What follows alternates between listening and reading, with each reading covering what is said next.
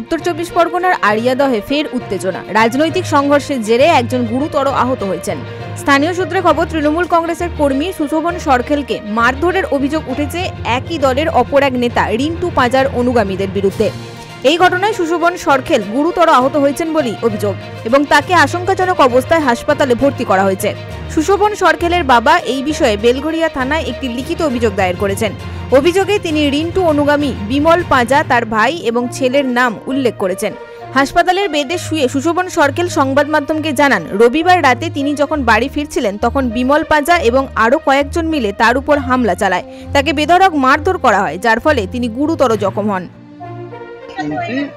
আমার ছেলের এক বন্ধু ছিল, এসে বলছে হসপিটালে ভর্তি। কেন কি হয়েছে? তখন বলছে ওকে মেরেছে তখন ফজল পাঁজা, বিমল পাঁজা আর আছে এই ঘটনায় স্থানীয় বাসিন্দাদের মধ্যে ব্যাপক ক্ষোভ ছড়িয়ে পড়েছে। সোমবার সন্ধ্যায় তারা বেলঘরিয়া থানার সামনে জড়ো হয়ে দোষীদের দ্রুত গ্রেপ্তারের দাবি ও বিক্ষোভ দেখান। তাদের অভিযোগ, ওই এলাকায় সন্ধ্যা 6টার পর চলাফেরা করা কঠিন হয়ে পড়েছে এবং আতঙ্কে এলাকার মানুষজন। তাদের দাবি, এই ধরনের রাজনৈতিক সংঘর্ষ এবং দুষ্কৃতী দৌরাত্ম্য বন্ধ হওয়া উচিত। এই ঘটনায় পুলিশ তদন্ত শুরু করেছে।